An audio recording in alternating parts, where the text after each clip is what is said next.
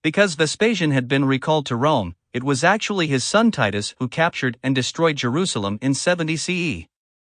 Herod's temple was burned to the ground and its treasures seized. So many people were enslaved and so much booty was taken as spoils that both the price of slaves and the worth of gold dropped substantially immediately afterward. The ancient historian Josephus says, in Syria a pound-weight of gold was sold for half its former value. Vespasian's Temple of Peace was constructed in large part to celebrate the successful suppression of the first Jewish revolt, and it was paid for with the spoils taken during the sack of Jerusalem. Within the temple were placed the looted treasures from Herod's temple after they had been paraded through the streets of Rome, including the solid gold 7-branched menorah, the table of showbread, and a pair of silver trumpets, according to Josephus. All the items disappeared later, reportedly taken to Carthage during one of the barbarian conquests of Rome in the 5th century CE, possibly at the same time as the huge map was torn down, and subsequently to Constantinople in the 6th century CE. None has ever been found. They are, however, famously depicted on the monumental Arch of Titus, which commemorated the victory over Judea and which was set up and dedicated shortly after Titus's death in 81 CE, at one end of the Roman Forum, near the Colosseum. The arch was fortuitously preserved because it was incorporated into a fortified tower during the Middle Ages, as part of a fortress built by the Frangipani family, a powerful clan who briefly governed Rome in the 12th century CE. By 1821, the arch had been freed from the Frangipani additions and restored to its original appearance. It is an impressive monument, towering over the thousands of tourists who now visit the Forum each year. When it was first constructed, it must have been a remarkable sight. The scene in which these treasures are depicted being carried by Roman soldiers through the streets of Rome, which is on one of the interior faces that would have been visible to people walking or riding through the arch, was the subject of an interesting experiment in June 2012. A team led by Stephen Fine of Yeshiva University in New York. What have the Romans ever done for us? 197. Bernard Fischer of the University of Virginia and Cinzia Conti of the Soprintendenza Speciale per I Beni Archeologici di Roma utilized a new cutting-edge technique to determine whether the scene had originally been painted. Since it is now clear that many architectural features on ancient buildings, such as the Parthenon in Athens and the Temple of Luxor in Egypt, as well as many ancient marble sculptures, were once emblazoned with a profusion of colors. The Arch of Titus Digital Restoration Project, as it is known, began by conducting high-resolution three-dimensional scans so that the team can eventually create a three-dimensional model of the entire arch as it originally looked. The model will become part of Rome Reborn, a project headed by Fischer, which aims to recreate in 3 dimensions all of ancient Rome as it looked over time, from 1000 BC to 500 CE. The team also employed a non-invasive technique known as Uvvis Spectrometry to determine whether any part of the marble relief had been painted, without having to damage or destroy any part of it. They scanned for the remains of pigment in 32 locations, with positive results at 20 of those places. The results were analyzed by Dr. Heinrich Peining, a senior conservator from Germany, who reported that there were traces of yellow ochre applied as a paint layer directly to the stone surface on one arm and the front of the base of the menorah being carried by one of the soldiers. From a distance, the depiction of the menorah would have appeared golden, as indeed it was in real life. Clearly other parts of the scene were painted as well, but the team has not yet done any work beyond this initial pilot study. The medieval Frangipani clan also owned, and fortified, the nearby Colosseum, which Vespasian began in 72 CE and which was dedicated, still unfinished, by his son Titus in 80 CE. The original name for this arena was the Flavian Amphitheater, hence the occasional contemporary references to it as simply the amphitheater. We know, however, that at least by the 8th century it was also called the Colosseum, as it is still known today, possibly because of a huge statue of Nero that once stood nearby, fully 120 feet tall, or perhaps simply because it was indeed colossal, the tallest building in the city. As more than one scholar has remarked, Vespasian built the amphitheater on top of the remains of a drained artificial lake that had been part of Nero's Golden House.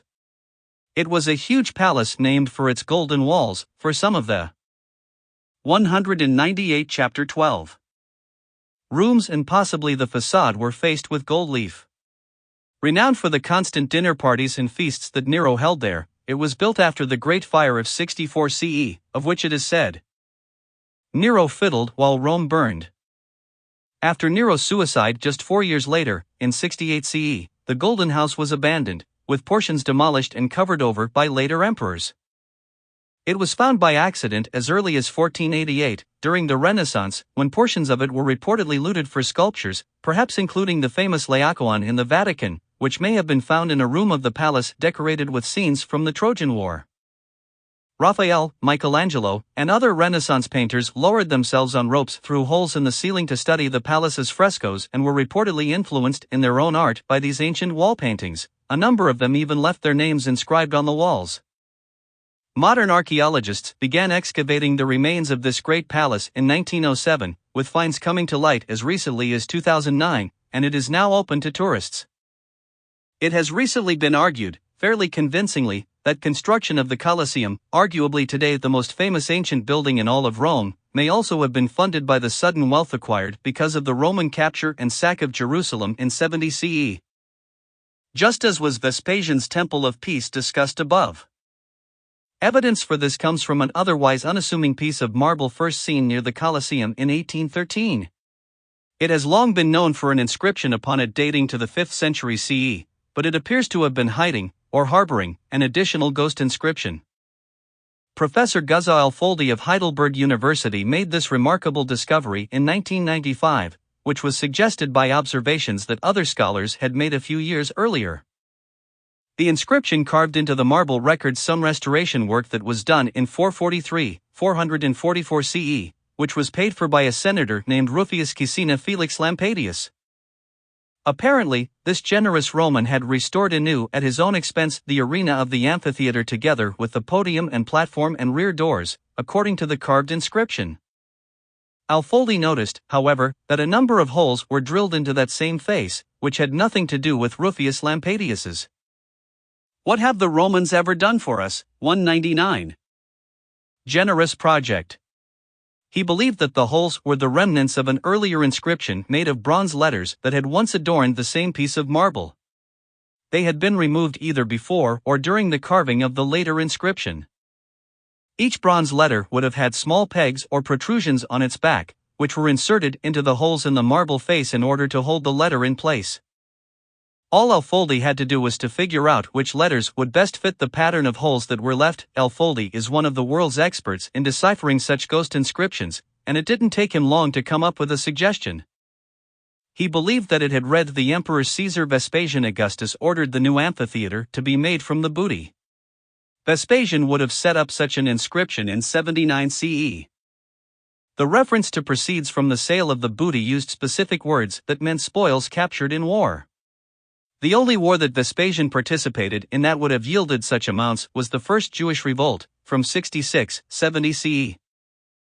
Alfoldi thus suggested that Vespasian used these proceeds to help underwrite the construction costs of the Colosseum, which most scholars now agree is probably correct. But Alfoldi wasn't yet done. He noticed there were still a few holes left unaccounted for, even with this lengthy inscription. In particular, he noticed that the holes seemed to indicate that the original letters in one area had been shifted to the right and an additional letter added in.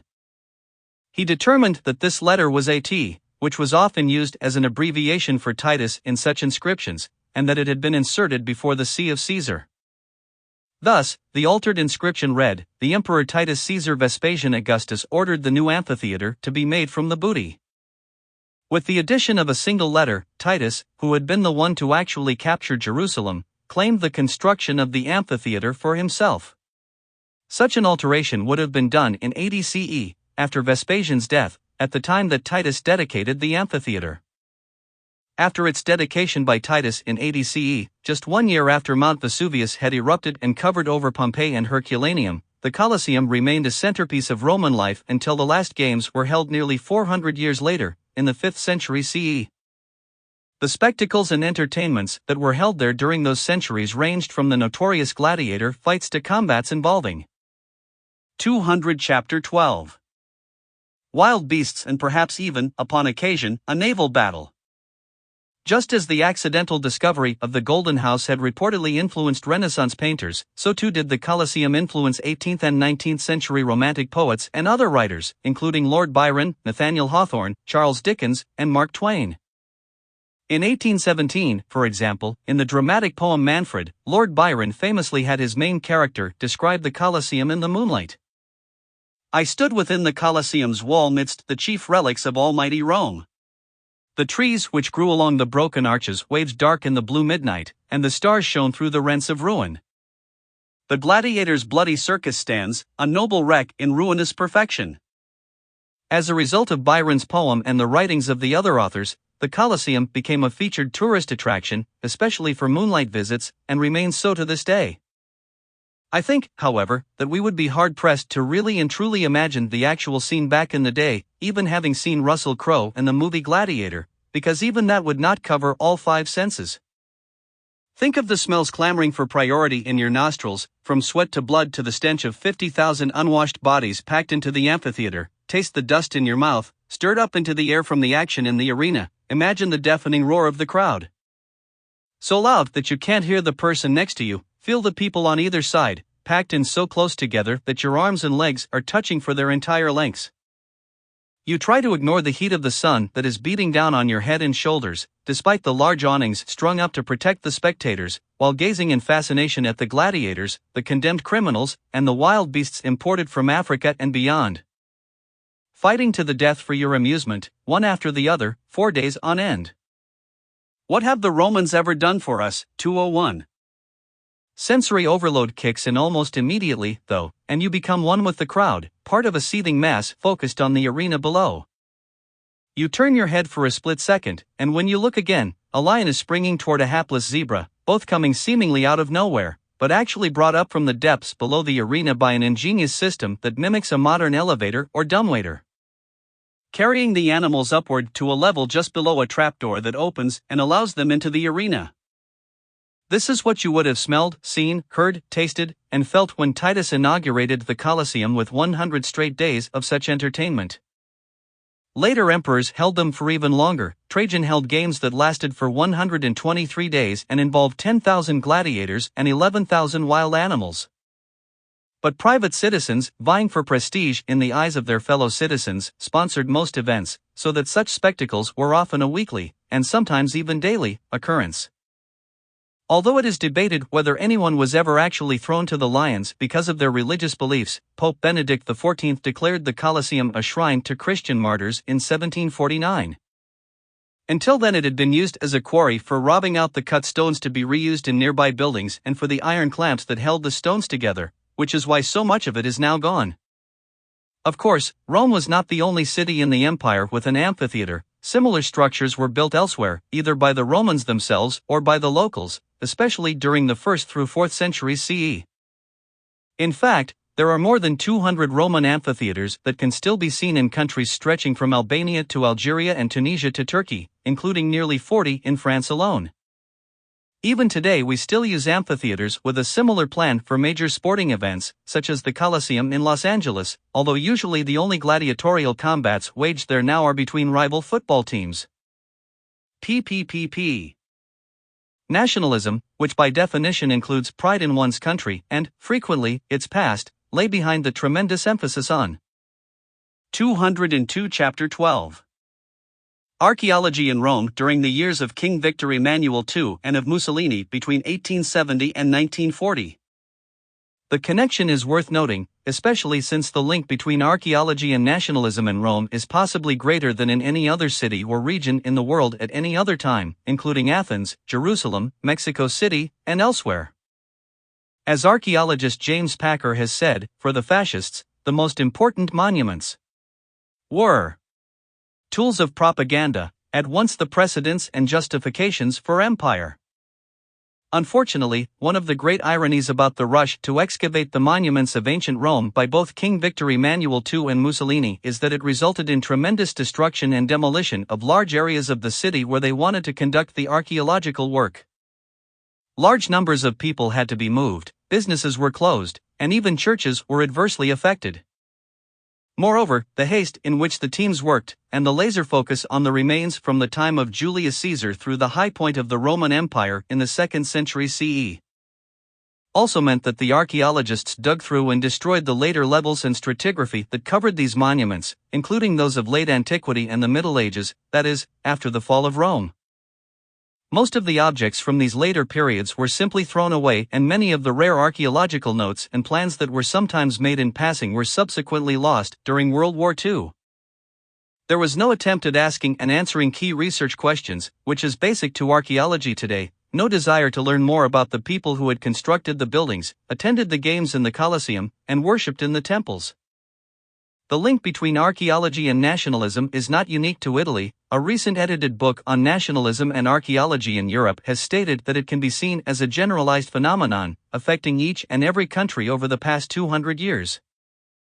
In fact, as the editors point out, it was actually the appearance of nationalism in Germany, Italy, Denmark, and elsewhere that created and institutionalized archaeology as a science, complete with museums in which to store the retrieved artifacts, academic societies for the professionals, journals in which to publish the results of excavations, and university professorships to help teach students about their own recovered history. It also. What have the Romans ever done for us? 203. Helped cement a belief, crucial to the success of archaeology and still prevalent today, that the past is of central importance to the present. Today, this importance can be especially seen in the thousands of tourists who visit Rome each year to see the monuments that were unearthed in part as a result of what is sometimes now called fascist archaeology.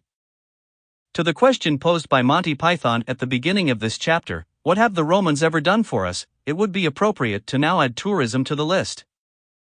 The connection between nationalism and archaeology also has a dark side, as when the past has been invoked for more than just pride but to support the superiority of one modern group over others, as was seen in both Germany and Italy before and during World War II.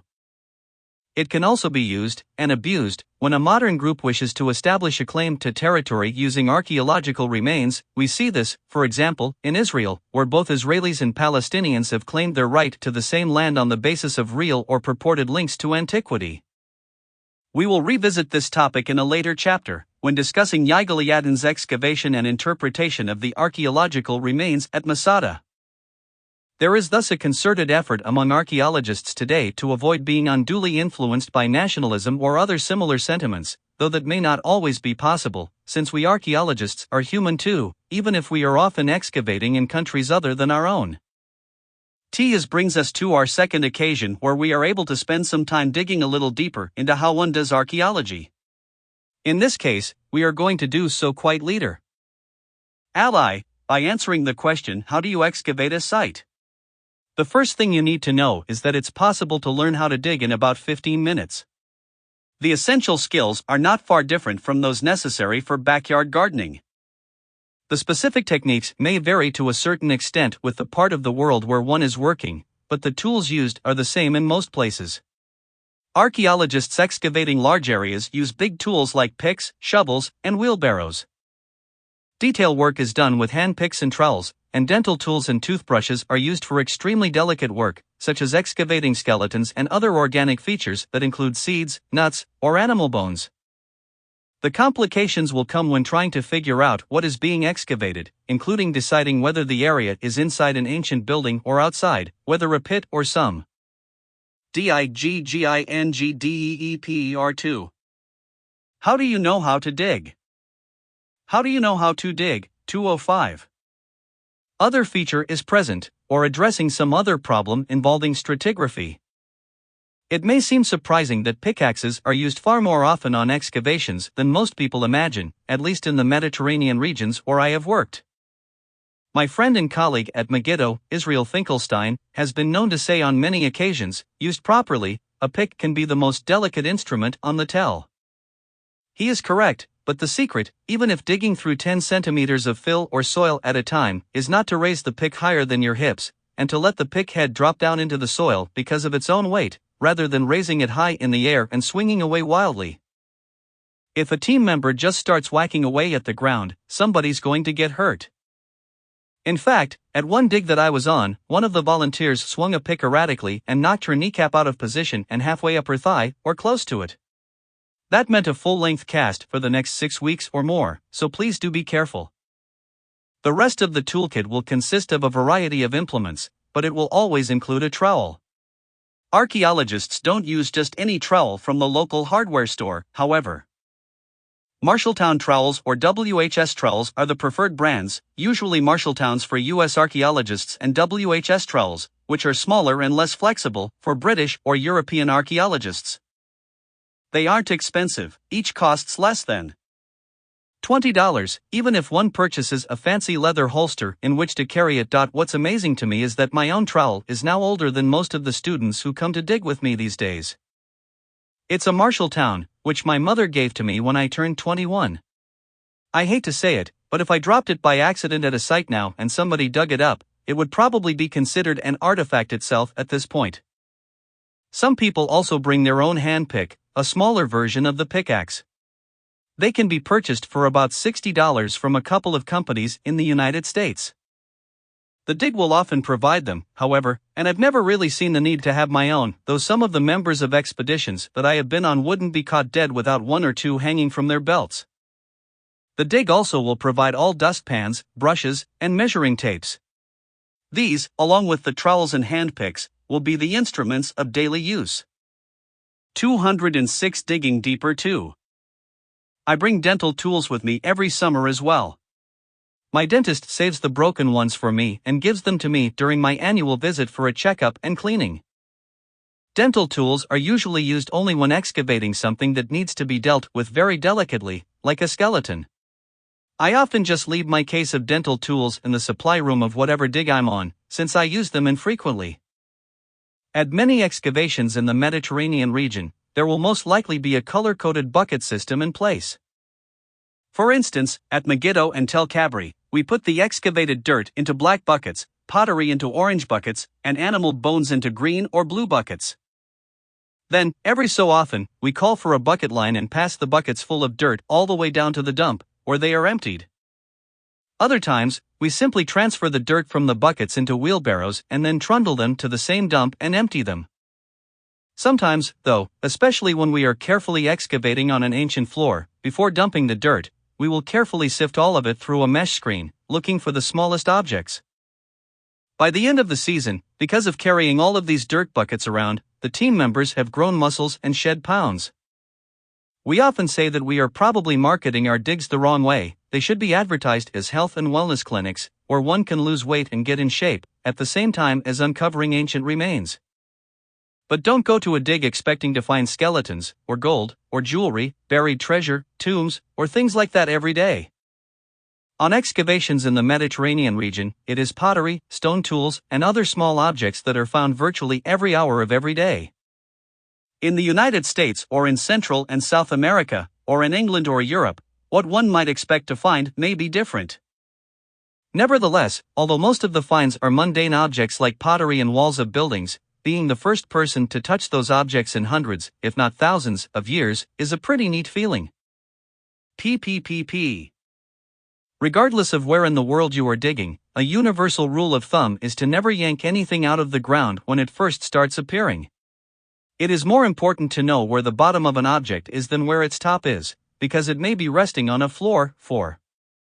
How do you know how to dig? 207. Instance, which will generate important information about what we call its context. And so, after alerting the square or area supervisor and getting permission to continue digging, do so until the object and whatever other artifacts might be related to it are sitting as if they are on top of a table. Only when they can simply be picked up and taken away, like picking up a plate from the table after dinner, should any thought be given to removal. But, if it is significant enough, the supervisor will probably want to bring over the photographer and perhaps an artist to take a picture and perhaps even draw the objects while they are in situ, that is, still in place. The reason is that every object on an archaeological excavation, or anywhere in the world for that matter, whether it is being excavated by an archaeologist or not, has a context. The context includes an understanding of the other things that are found associated with the object, such as theatre gravegoods found in King Tut's tomb, for instance, and its physical surroundings, such as whether it is found in sand, mud, water, ice, or ordinary dirt. Knowing an artifact's context can often help us to figure out how it got there. It also will frequently allow the excavator to determine the absolute date of the object. It is the context of each ancient object that is a large part of what makes it so important and which separates the work of the archaeologist from that of a treasure hunter or a looter. If I am shown, or read an article about, a gold bracelet or some other artifact, the first thing I'm going to say is, wow, where did it come from? What was its context? If we don't know an artifact's context, it loses most of its inherent value for archaeologists. Because it means that it's not known where it was found, or when it was found, or what other objects were found with it, or anything about its find spot at all. That's why an object that is looted and then sold on the art market is so sad for an archaeologist to see. An object that could have told us a huge amount is now only being sold because some collector thinks it's pretty or wants something from ancient Egypt or Iraq. Also, just to add a twist to all of this, an object can be found, even if it's by archaeologists, in a primary context, or a secondary context, or even a tertiary context. If we say that something has been found in a primary context, that means that we've found it right where it was originally deposited way back when and that it hasn't been moved or disturbed since. 208 Digging deeper too. If we say that an artifact was found in a secondary context, that means that we believe it's been moved or disturbed by someone or something after it was first buried. One example of secondary context comes from Jericho, during Kathleen Kenyon's excavations there. As we mentioned, Kenyon found that at Jericho during the Neolithic period, that is, back about 7,500 BCE, or nearly 10,000 years ago, the people would bury the body of a deceased person, or maybe even leave it lying out in the open perhaps, but then, after the flesh had disintegrated, they would take the head, remove it from the body, plaster it with clay, probably to simulate the flesh that had once been there, and then stick seashells, or rather cowrie shells, into the eye sockets where the eyes had once been. They would then put the plastered head on a shelf in one corner of the living room in their house, perhaps as a form of ancestor worship. Therefore, when Kenyon found those skulls, they were in a secondary context. Does context really matter? Yes, absolutely, because the whole point of realizing that the ancient inhabitants of Jericho were removing the skulls of their dead family members, plastering them, and then putting them in the living room, where the archaeologists found them in a secondary context, means that we can now get some idea of what they were thinking and why they did it. It gives us a glimpse, perhaps, into their thought process, their fears about death or their belief in a life after death, or even the beginning of what we would now call religion. All in all, an understanding of the concept of archaeological context and its importance is essential because it serves in part to explain why we excavate so carefully and why we need to keep careful records while we do so.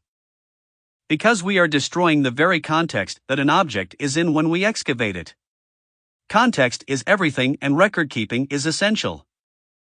In fact, archaeologists estimate that ancient objects that have been ripped from their archaeological contexts by looters and sold on the art market without any documentation have lost about 90% of their value, because so little information is now attached to them. Similarly, fakes and forgeries can irretrievably affect our thought processes about the ancient world. PPPP. How do you know how to dig? 209. If you're going to dig a site properly, what's involved? One possibility is called horizontal excavation, which is exposing one entire layer or stratum over an entire site. It is then recorded, drawn, and photographed. Horizontal excavation is often what is done at sites like Colonial Williamsburg in the United States. It's also what was done by the University of Chicago for part of their excavations at Megiddo in the 1920s and 1930s. A horizontal excavation can help you understand the layout of an entire site, where different activities took place, where people lived, worked, worshipped, or buried. For sites that have only a single level of occupation, horizontal excavation is the obvious strategy. For multi-layer sites, there is a trade-off to be made, because in achieving this breadth, you sacrifice depth. You know what one level at the site looks like, but you give up learning how the various spots of the site changed over time. At Megiddo, for example, the large excavation team from the University of Chicago worked for almost 10 years and still managed to clear off only the top 3 layers of the site and expose the 4th, leaving the other 16 layers below unexplored, until they changed their excavation plan.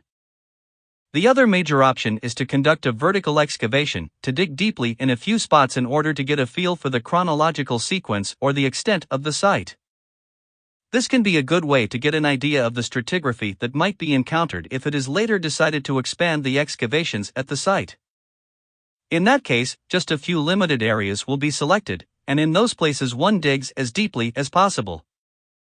This is what the archaeologists from the University of Chicago ended up doing in one area at Megiddo, where they dug a narrow, deep trench all the way down to bedrock, below the occupation levels. That's how we know that there are 20 major levels at the site, going back to at least 3000 BCE.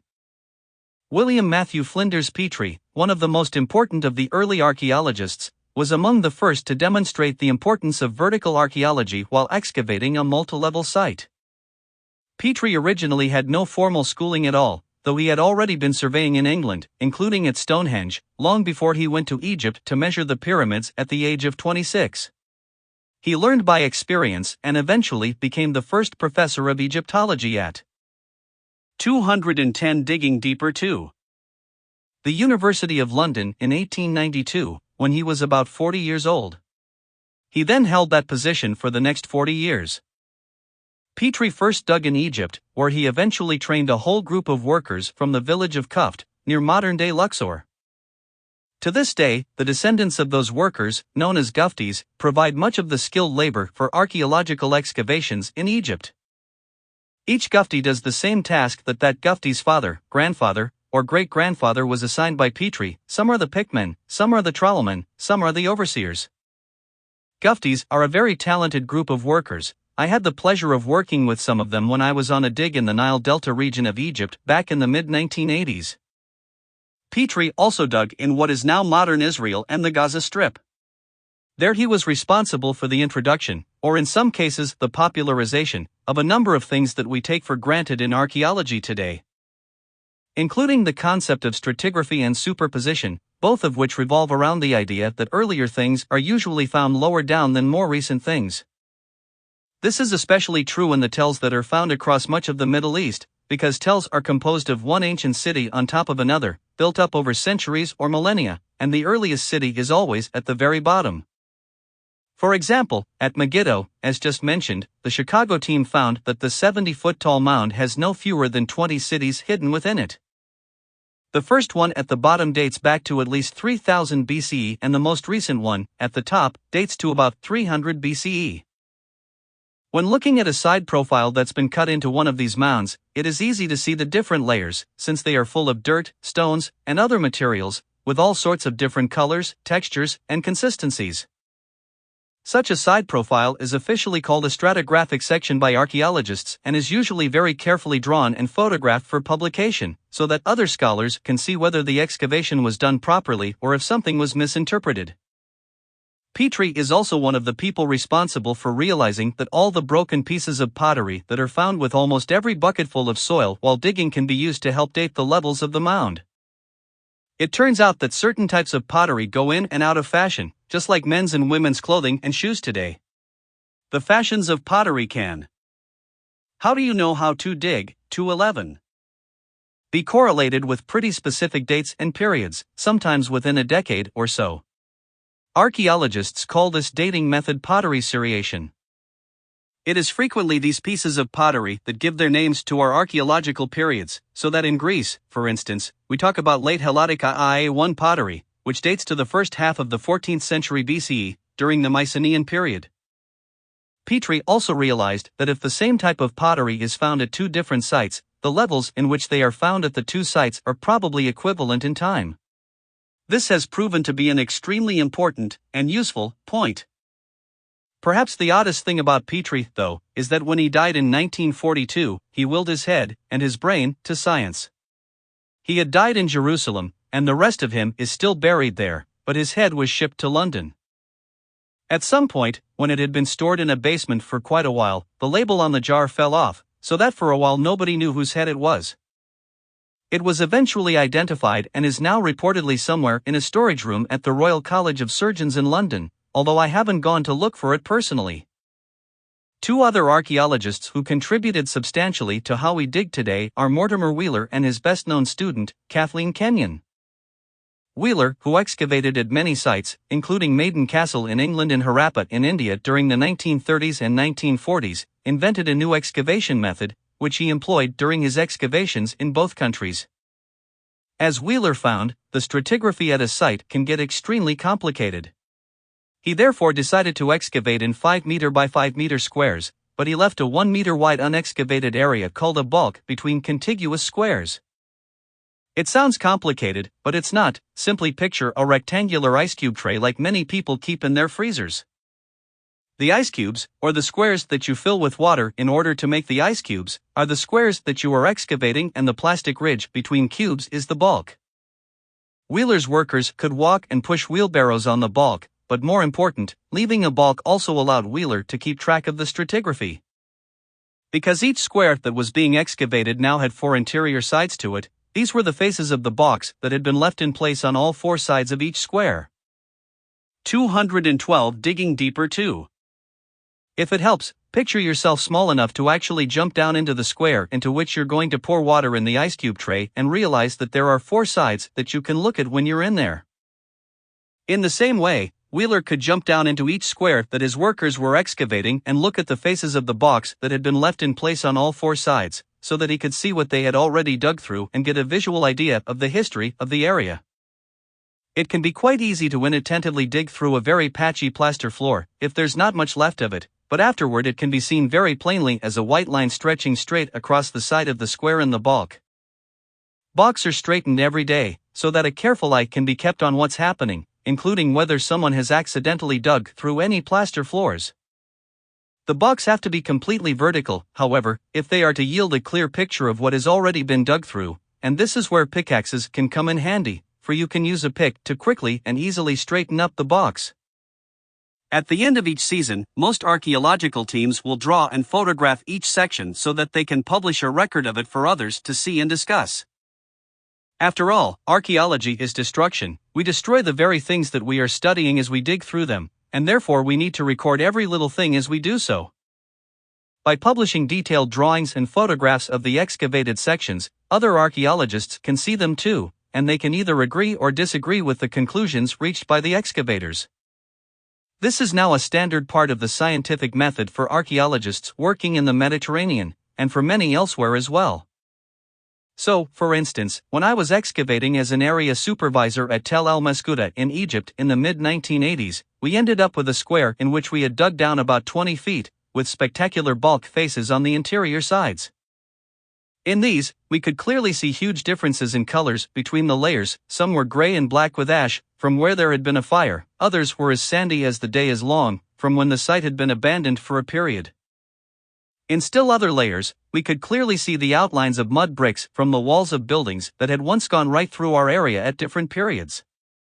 It took us days to properly measure, draw, and photograph each of the blocks at the end of the season that year, but we finished with. How do you know how to dig? 213. Accurate records that we could publish and that other scholars and future archaeologists can consult. Another time, at Tel Kabri, we found a gorgeous series of white plaster floors with dark brown layers of soil between them. These were from different phases of the palace, as it went through renovations over time. The blocks looked like an ice cream layer cake and were easy to measure, draw, and photograph. In Athens, which is such a tourist destination, the archaeologists and city planners came up with a unique way of showing the stratigraphy that they had to dig through when building the new metro system in time for the 2004 Olympics.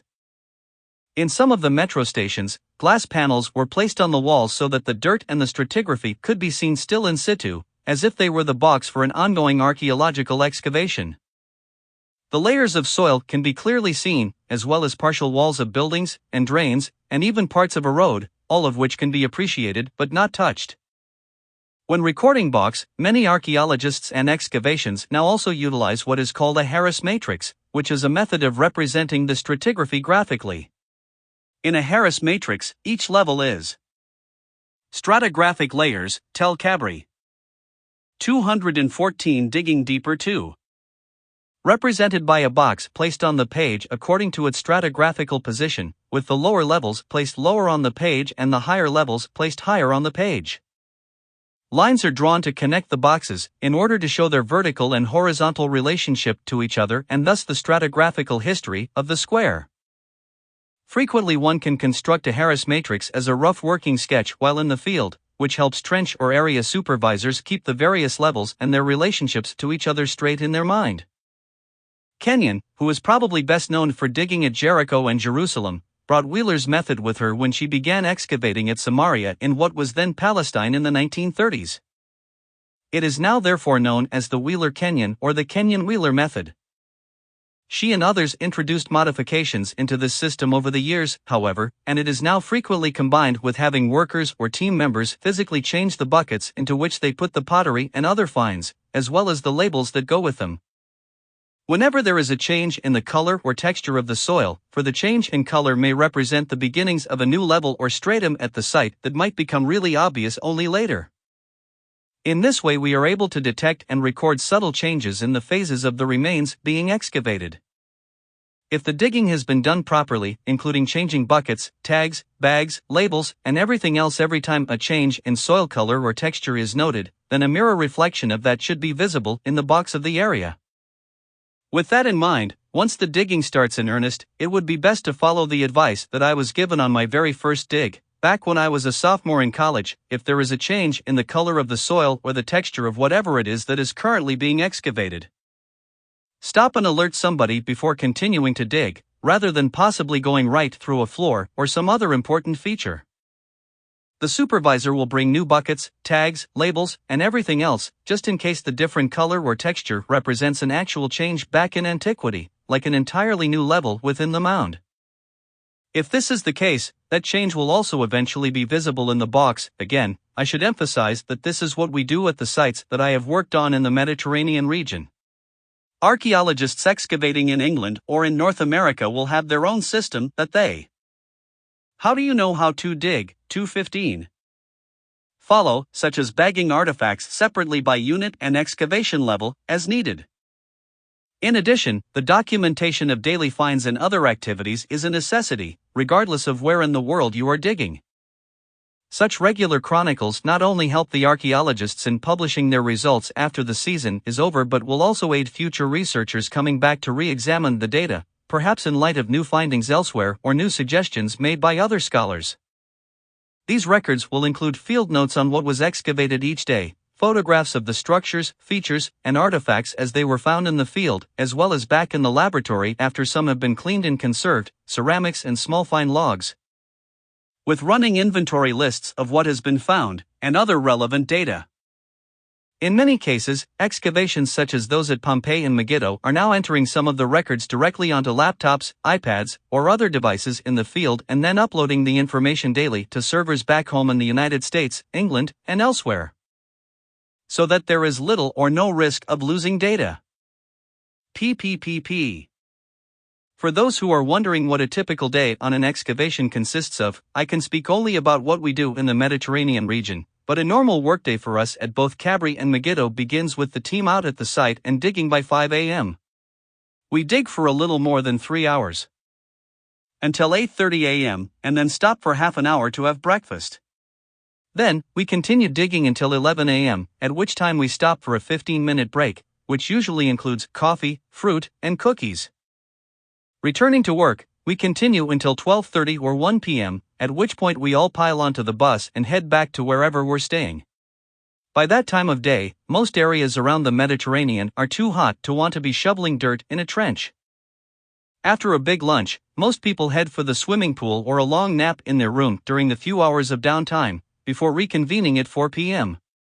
At that point, some team members will wash all the pottery that was found that day and leave it out in the sun to dry, so that the directors can look at it the next day and figure out what time period it comes from. Others will wash the fragmentary animal bones that were 216 digging deeper too found. Still others will enter data into the computer or do whatever other task might have been assigned to them. Square and field supervisors will be writing up their notes for the day and planning the next day's work. That will go on until 6 p.m. or a bit longer, with dinner at 7 p.m., followed by a lecture at 8 p.m., since many people are doing this work for college credit, and then socializing until lights go out at about 10 p.m. The whole team then wakes up at 4:30 a.m. the next morning, are out at the site by 5 a.m., and the entire routine begins again, usually for 5 days per week, and anywhere from 4 to 7 weeks per field season. All this takes place for us in June and July, since that's when most people are able to come as volunteer team members.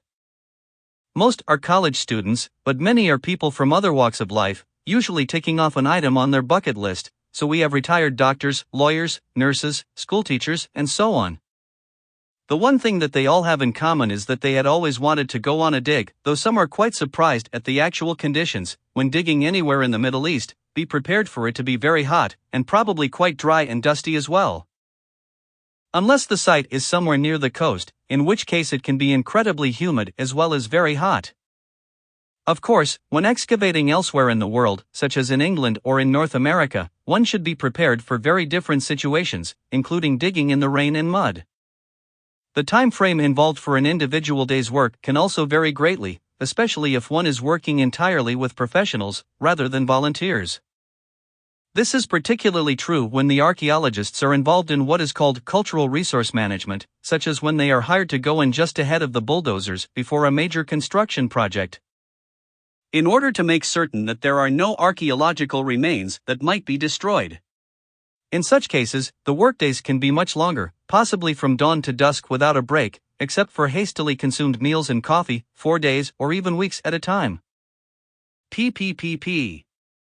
What will be found on a typical day during an excavation?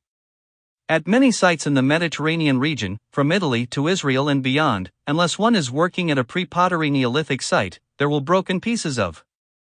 How do you know how to dig? 217. Pottery turning up with almost every trowel full of dirt. These are called sherds, which is shorthand for potsherds. Think of them as broken dishes thousands of years old. Pottery was in common use for almost all household and industrial activities in most places in the ancient world, made out of local clay, fired en masse, and easily broken when dropped. It was cheaper and easier to gather up the broken pieces, toss them away, and make or obtain a new one than to try to fix it. The same is true of stone tools made of chert, flint, obsidian, or quartz in prehistoric sites, easily made, easily broken, cheaper to replace than repair. Remember we said earlier that most of the good stuff worth writing home about is going to be what we call artifacts, which are objects manufactured or modified by humans. Sometimes it can be tough to tell a worked stone tool from a stone that just tumbled down the creek bed for a mile or two, but usually it's obvious when something is an artifact. That is, unless it's the first day of the dig. Virtually everyone who hasn't been on a dig before comes running up to the square supervisor approximately 50 times on the first morning, waving something and saying, "Is this a piece of pottery? Is this pottery?" "No," comes the answer. "It's a rock, but it's a nice rock." After a while, it becomes second nature to tell at a glance a broken piece of pottery from a nice little pebble or rock. Since pottery and stone are not biodegradable, you'll find lots and lots of such pieces. Remember, pottery and stone also are found during a survey and mark the existence and location of a site. On a dig they are being uncovered still in context, within the site itself. There also will be animal bones, plenty of dirt, and lots of rocks, lots and lots of small rocks and larger stones. Some of them are just random, others are parts of walls and buildings. The trick is to figure out which is which before picking one up and throwing it away. There's nothing worse than realizing that you've just thrown away half of an ancient wall. That's a rookie mistake. This also is where the archaeological axiom quoted at the beginning of this book again comes into play. 1 stone is a stone, 2 stones is a feature, 3 stones is a wall. It is an amazing feeling to start uncovering a line of rocks in an excavation that were clearly set there deliberately by someone long ago. PPPP. 218 Digging Deeper too. All in all, it will be important to keep in mind that real archaeology is not always as romantic as it is portrayed, especially by Hollywood. Each moment of discovering something remarkable involves many days or weeks of dirt, sometimes blood, always sweat, and occasionally tears. The rewards are great, however, whether having a unique experience digging for the first time ever, returning to a dig for the second time, or publishing the results. There is something majestic about an archaeological project, with all the planning that is involved and all the hard work that goes on during and after the season. In a way, it is a bit like a symphony orchestra performing a major piece. It doesn't work unless everyone plays his or her part. PA RT 5. Discoveries in the Holy Land and beyond. We have already made a number of references in previous chapters to the site of Megiddo in Israel, which is perhaps better known as Biblical Armageddon. The very Word Armageddon comes from Megiddo because, in Hebrew, Har Megiddo means the mound or mountain of Megiddo. Originally, the word was written Harmageddon in Greek. Over time it became Armageddon. There is nothing quite like walking across the top of a mound like Megiddo, where people lived for 3,000 years, wondering what lies beneath your feet. It could be anything, or nothing. I had the pleasure of excavating at Megiddo for 10 seasons, digging every other year from 1994 to 2014, and felt that way every morning when walking onto the site each day during the excavation season. What am I walking over? What would I find if I were to stop right where I am and begin digging? We have already noted several times that the man-made mound at Megiddo towers more than 70 feet above the Jezreel Valley and 1-3. Excavating Armageddon. 222 Chapter 13. That it contains at least 20 separate cities, built one on top of another. The earliest dates back more than 5,000 years, while the most recent dates to about the time of Alexander the Great in the 4th century BCE. The valley itself is in the northern part of Israel and is shaped a bit like a triangle on its side. The tip is over by Haifa, on the Mediterranean Sea, and the broad base is over by the River Jordan. It's about 20 or 30 miles from east to west, but only between 3 and 7 miles from north to south. It's a perfect place for a battlefield, which may explain why at least 34 battles have been fought here over the past 4,000 years. Most were fought for control of Megiddo or nearby areas, since Megiddo looms over the entire valley, through which ran the Via Maris, the road that was called the Way of the Sea and led from Egypt to Mesopotamia and back again. The Egyptian pharaoh Thutmose III once said that the capturing of Megiddo is like the capturing of 1,000 cities. Many famous people have fought at Megiddo or in the Jezreel Valley. Thutmose III in 1479 BC and Deborah, Barak, Gideon, Saul, Jonathan, and Josiah from the Bible. The Romans fought here too, as did the Crusaders, the Egyptian Mamluks, Mongols from Central Asia, Napoleon, and even British General Allenby in World War I. Only Alexander the Great, of all the invaders of this region, did not fight a battle at or near Megiddo, because the area seems to have simply given in to him. But, of the battles at Megiddo, the most famous is still to come, the Battle of Armageddon, described in the Book of Revelation. This is to be the penultimate battle between good and evil, which the forces of good will win, a battle that will be foreshadowed by numerous signs, including an earthquake, plague, hailstones, and a river of blood 180 miles long. PPPP. Probably the two best-known archaeological remains at the site are the water tunnel, which was dug 100 feet straight down and then 300 feet straight out from near the edge of the mound, so that the inhabitants could get to the external spring without being subject to attack by enemy forces, and the so-called Solomon's Stables, a set. Excavating Armageddon 223. Of long stone hallways punctuated with pillars that might not be stables and almost certainly weren't built by Solomon. It was Gottlieb Schumacher who conducted the first excavations at Megiddo, from 1903 to 1905.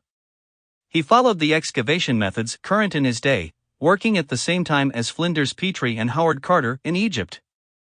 Since those were still the early days of archaeology, he employed hundreds of workers to dig a huge trench right through the middle of the mound, much like Heinrich Schliemann had done at Troy some 30 years earlier.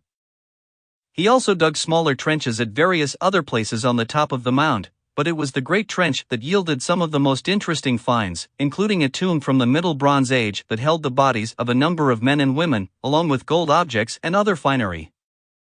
Schumacher thought that he had found the bodies of the ruling family of Megiddo from that period, which dates to the middle of the 2nd millennium BCE, and he may well have. Unfortunately, most of the objects cannot be located now. He also found one of the most famous objects ever to be discovered at Megiddo, namely an oval seal about 1.5 inches wide made of a type of stone called jasper. It has a lion inscribed on it, along with the word Shema, servant of Jeroboam. It's not clear which Jeroboam this is, because there are 2 kings with this name mentioned in the Bible, but it's definitely one of them.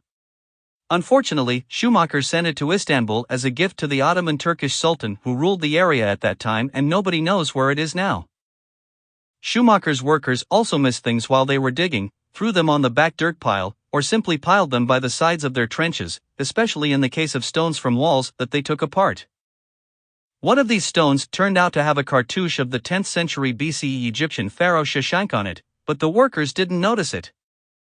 It was only when the next expedition to Megiddo began that the stone was recognized for what it was, part of a monumental inscription that probably stood about 10 feet high. It would have been erected at the site as a victory inscription after Shoshank captured and then occupied the city. Years or decades later, it was taken down and broken apart and was reused in a wall of a new building.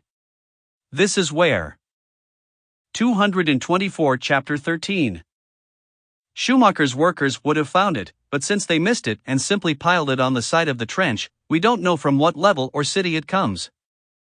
If we knew, it would be wonderful, because we could then attach that city to a known person, since Shoshank is not only known from Egypt but probably also from the Bible, where he is called Shishak. It was left to a team from the University of Chicago to identify this stone, which they did when they were collecting material to use in building the staff headquarters at the site. The Chicago team dug at Megiddo for approximately 15 years, from 1925 to 1939. Their efforts were halted only by the outbreak of World War II. They lived at the site for much of the year. The Jezreel Valley was still swampy at that time, and so most of them suffered from malaria. Finally, the swamps were drained. The overall project was under the direction of James Henry Breasted, founder of the famous Oriental Institute at the University of Chicago, with a series of field directors who included Clarence Fisher, Gordon Loud, and P.L.O. Guy. The Chicago expedition was at the forefront of a new type of archaeology, which was more careful and scientific than the type practiced by Schumacher 2 decades earlier. Courtesy of Petri, they now knew about stratigraphy and about pottery seriation, that is, the changes in pottery styles over time, as we have discussed in Digging Deeper 2, so that they could tell one city from another and get a good idea of its state, at least relatively speaking. Funded by money from John D. Rockefeller, Jr., the Chicago team started out doing what we call horizontal excavation, in which they tried to expose one entire layer over the entire site, record it, draw it, photograph it, and then pick it up and remove it all, so that they could then expose the next layer down. They did that for the very top level, or stratum I as they called it, dating its end to the mid-4th century BC, then also for stratum 2, from the 6th and 5th centuries BCE, and stratum 3, which dates to the Neo-Assyrian period, or the 8th and 7th centuries BCE. Before they started to run out of money. Soon thereafter, they switched to vertical excavation for the rest of their time at the site. And that's how we know that there are at least Excavating Armageddon 225. 20 cities one on top of another within the mound, since they dug all the way to bedrock in what is now known as the Chicago Trench. The Chicago team also was still prone to using the biblical account to buttress their findings at the site. When they were excavating a series of long parallel rooms that were large enough to have held a bunch of horses, for instance, they turned to the book of 1 Kings to help with their identification. There they found 2 passages that they thought were relevant, in 1 Kings 9 and 1 Kings 10. The first one reads, "And this is the account of the forced labor which King Solomon levied to build the house of the Lord and his own house and the Millo and the wall of Jerusalem and Hazor and Megiddo and Gezer." The second one reads, "And Solomon gathered together chariots and horsemen, he had 1,400 chariots and 12,000 horsemen, whom he stationed in the chariot cities and with the king in Jerusalem." Combining these two, they decided that Megiddo must have been one of Solomon's chariot cities and that the structures were indeed stables for horses dating back to the time of Solomon in the 10th century BCE. Today, the tour guides still refer to them as Solomon's stables. Similar long-room structures have been found at other sites.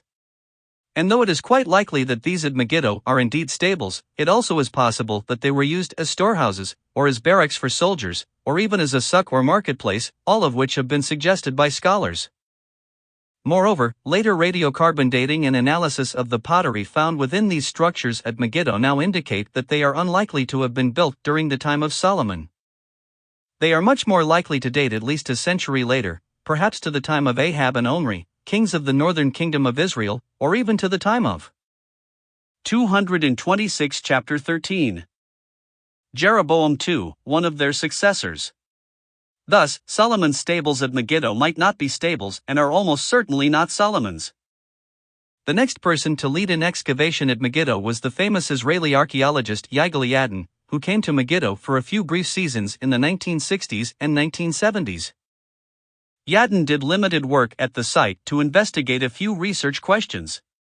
He also used it as a training dig for his graduate students, many of whom subsequently went on to become leading archaeologists in their own right. One of the things that Yadin and his team uncovered was the foundations of what appeared to be a large palatial structure, which he called Palace 6000. Only the foundations remained because the building lay directly underneath the northern set of stables that the Chicago team had found. The large blocks from Yadin's Palace 6000 had been reused in the later building to make the troughs that the Chicago team claimed were used to put the food, and perhaps the water, for the horses. It was this palace, Yadin thought, that had been built by Solomon, not the later stables directly above it. But he didn't have any proof for this, except for those biblical passages and the fact that he thought. Solomon's stables at Megiddo.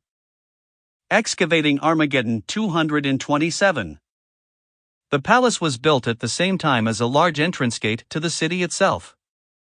This large gate had 6 chambers and appeared very similar to one that Yadin had found previously at Hazor.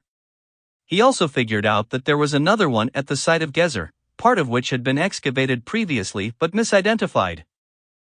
Using the same passage from the Bible that mentions Megiddo, Hazor, and Gezer as having been fortified by Solomon, Yadin assigned them all to the 10th century BC, that is, during the time that Solomon ruled. This is not the way that archaeology is supposed to work, however, at least in the Mediterranean region.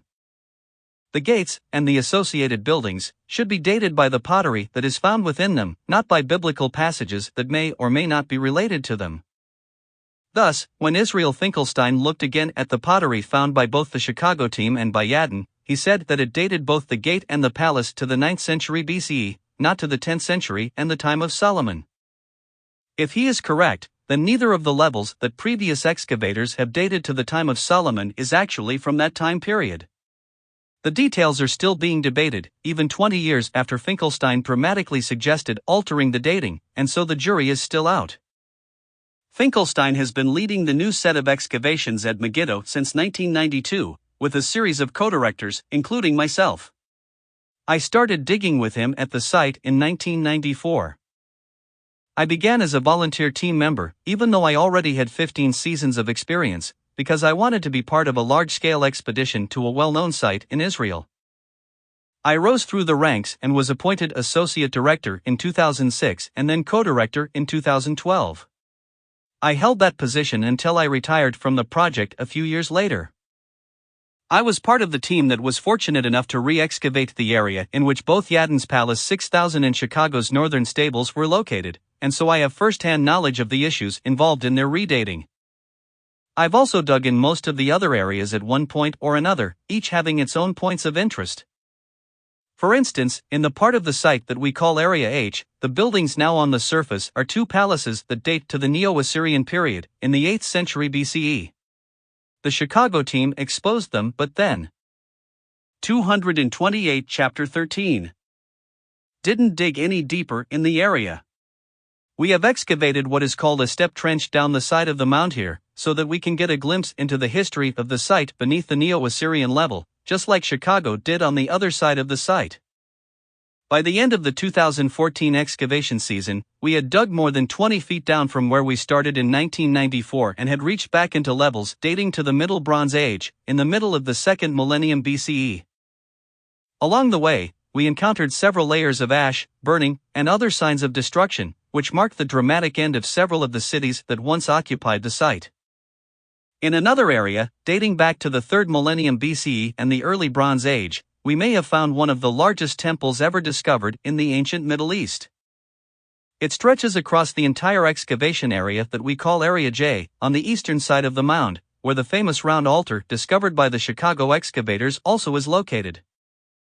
The large number of bones discovered in this area has led some tour guides to assert that child sacrifice was performed on this altar by the Canaanites. Our excavations yielded thousands of bones from here, which were mostly from sheep and goats, but also from cattle, and even from lions, but none were from any children.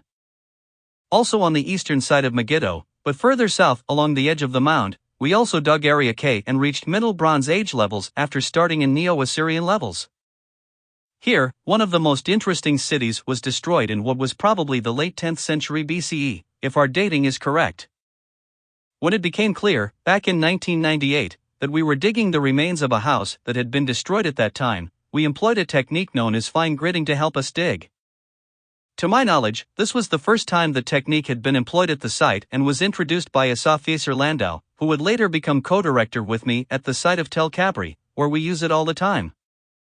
Working with a fine grid simply means taking each square, which normally measures 5 meters by 5 meters, and splitting it into smaller squares, each measuring 1 meter by 1 meter.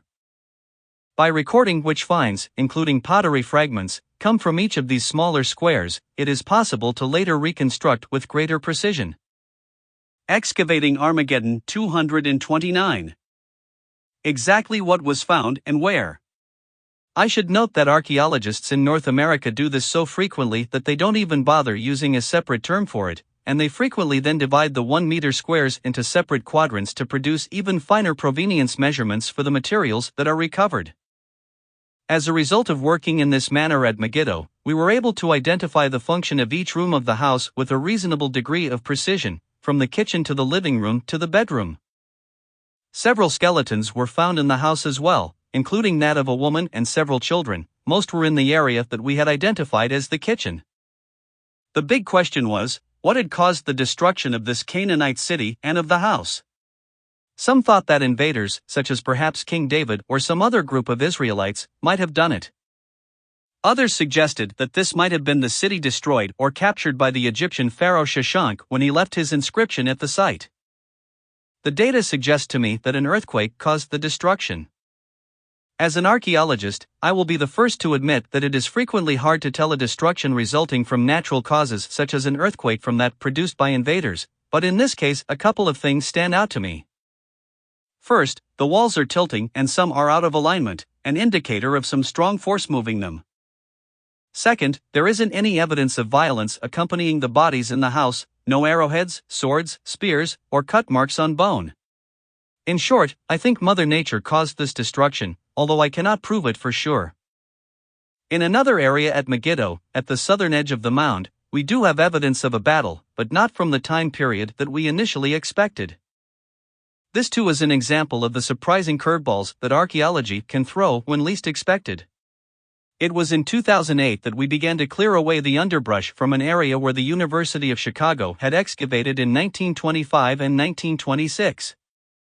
Nobody had been in the area since, or so we thought. We had the photographs and drawings that the Chicago archaeologists had made, and we knew that they had found rectangular buildings with small rooms that dated to the Neo-Assyrian period in the 8th century BCE. 230 Chapter 13. When we began clearing the area, which we had renamed Area Q, we found that some of the rooms were now round, rather than rectangular. In and around them, we found a number of bullet casings, that is, the spent remains of bullets that had been ejected from a gun, which we thought at first were the result of weekend hunters or someone doing target practice. As more and more of these bullet casings came to light, we began to realize that perhaps something else had taken place here. And so, we started to collect them, as if they were archaeological artifacts, which indeed it turned out they were. One of my students, Anthony Sutter, took a number of the bullet casings back with him to the United States for study. When he cleaned off the back of the casings, he was able to read the letters and numbers stamped into the metal, which are known as head stamps. These identify the maker of the bullets and the year in which they were made. I took back others and cleaned them off as well. All of them, both his and mine, said either 1948 or earlier. Not one of the several hundred that we looked at then, or the others that I examined after the 2010 and 2012 seasons, had a later date. And it quickly became clear that we were looking at the material remains of the battle that we knew had taken place at Megiddo during the war in 1948 that resulted in the establishment of the State of Israel. It also became clear that we were engaging in what is called battlefield archaeology, sometimes called investigations of fields of conflict. Such investigations have been applied in Europe to battlegrounds dating to World War I and World War II. It also has been used in the United States, for instance in the area of the Little Bighorn, in what is now a national park in the state of Montana, where Custer had his last stand. There the archaeologists employed an army of metal detector enthusiasts to map the bullet casings, which shed new light on how the battle transpired. I've often thought that we could do the same at Megiddo and figure out the route by which the Israeli forces attacked the mound before taking it over. Now we knew why some of the rectangular rooms originally excavated by Chicago had become round. Someone had moved the rocks of the Neo-Assyrian buildings in 1948 to form foxholes and firing pits in which to crouch and to fire machine guns toward the British police station, now a prison, located across the fields about a kilometer away. Excavating Armageddon 231.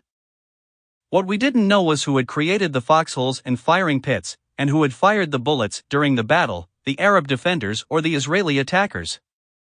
And this is where things took an unanticipated turn and showed how archaeologists can turn to the most unexpected places to find their answers.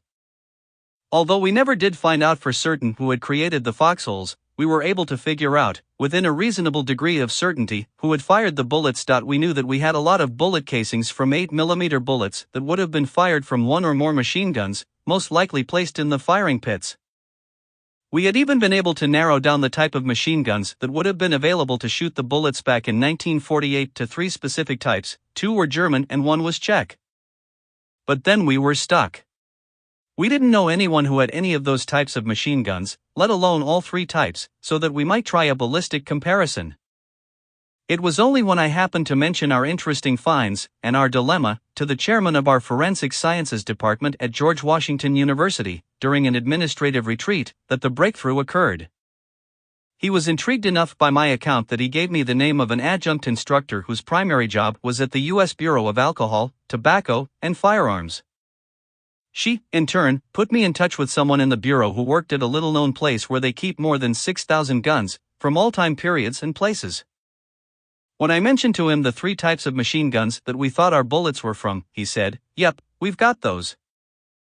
It also turned out that he had been an archaeology major as an undergraduate, and so he was very interested in the challenging problem that I presented: how to identify the type of machine gun that had fired our bullets more than 60 years earlier. In the end, he fired all 3 types of machine guns while I watched.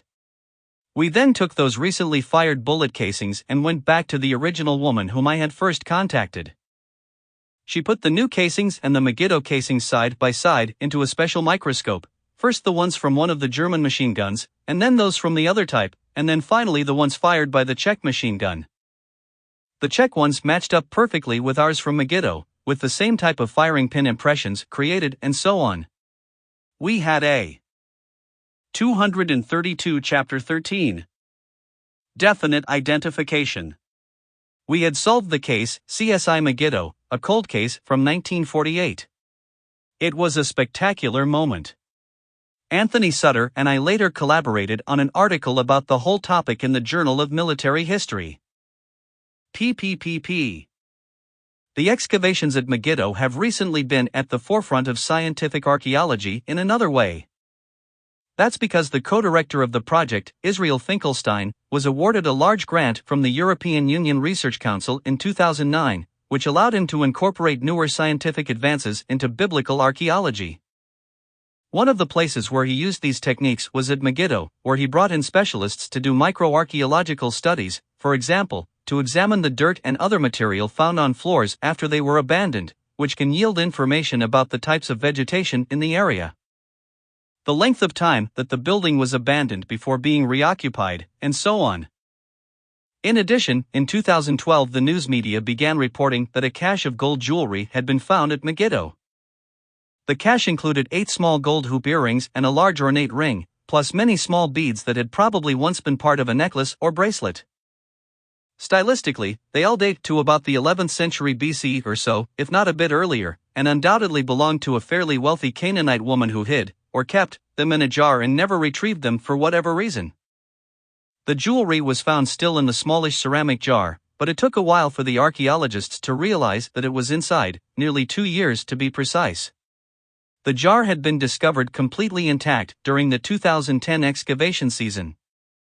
It was full to the brim with earth, and so it was sent to the conservation laboratory to be carefully excavated. The conservators had many previous commitments, and so the jar sat on a shelf for quite some time before one of them was able to take a look at it. When she did finally begin to work on it and started to carefully remove the earth inside it, out came the cache of jewelry, much to the surprise and pleasure of the conservator and the members of the Megiddo expedition, who had not anticipated such a discovery. PPPP. Excavating Armageddon 233. The excavations at Megiddo are continuing. As mentioned in a previous chapter, recent work off the mound by Matt Adams and Yotam Tepper has definitively identified the site of the Roman camp that was established next to the ancient mound in the 2nd century CE. I still think back to the days when I would walk over the site in the chill of the early morning, wondering what lay beneath my feet. Though I no longer co-direct the excavation, along with everyone else I will be watching and waiting to see what else will be uncovered in future seasons at Armageddon. Among the Dead Sea Scrolls are the oldest copies of the Hebrew Bible that we have. Before their discovery, the oldest version of the Bible we had was from 1,000 years later. Found tucked away in the back room of a synagogue in Cairo, Egypt.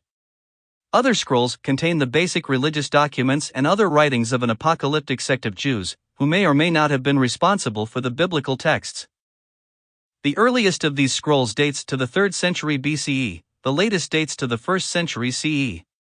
They were hidden in caves on the cliffs by the western side of the Dead Sea, in what is now Israel, most likely during the first Jewish revolt against Rome, between the years 66 and 70 CE. Although there is much debate about the scrolls, the majority of scholars subscribe to a two-part theory: first, that the scrolls constituted the library of the nearby settlement called Qumran, and second, that the inhabitants of Qumran hid them in the caves, intending to retrieve them after the revolt was over and the Romans had left. The revolt was 1-4. Unearthing the Bible. Unearthing the Bible 235. Caves at Qumran. Put down, however, the settlement was abandoned, and the inhabitants never came back for the scrolls. We're not certain who lived at Qumran. Most scholars believe that it might have been the Essenes, who were one of the 3 main groups of Jews at the time. We know a little bit about the Essenes from ancient authors, such as Philo, Pliny the Elder, and Josephus. We are told that they were celibate and didn't have any personal possessions, in other words, almost like monks in a monastery. Since Pliny places them near En-Gedi, which is right in this area, it has been suggested that Qumran was a monastic settlement and the Essenes wrote the Dead Sea Scrolls.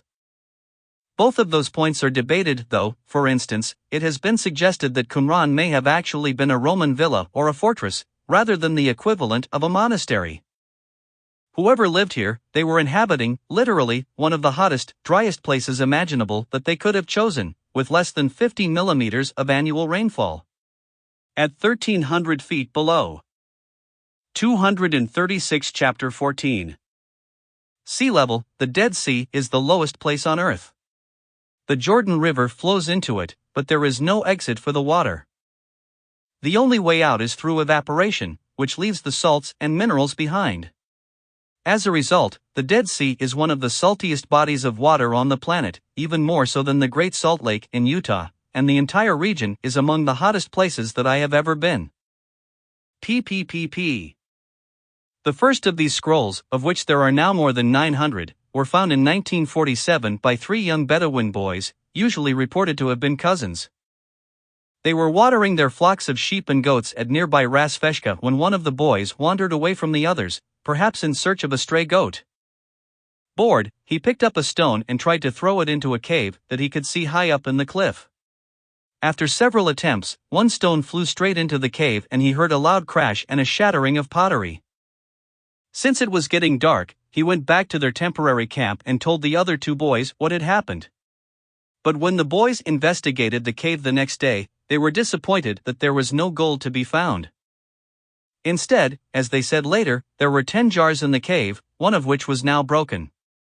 Most of the jars were filled with dirt, but one had several rolled-up scrolls in it, made of leather. They took the scrolls but left the jars in the cave. Several weeks later, the Bedouin group to which the boys belonged made their way to the outskirts of Bethlehem and brought the scrolls to the leather and shoe shop of a man named Kando. He also sold antiquities and purchased the scrolls thinking that he could turn them into sandals if he couldn't sell them as ancient artifacts. An alternate version of the story is that Kando bought 4 scrolls and another Bethlehem antiquities dealer, a man named Salahi, bought 3 others. In any event, news of the scrolls reached a Jewish scholar in Jerusalem named Eliezer Sukenik.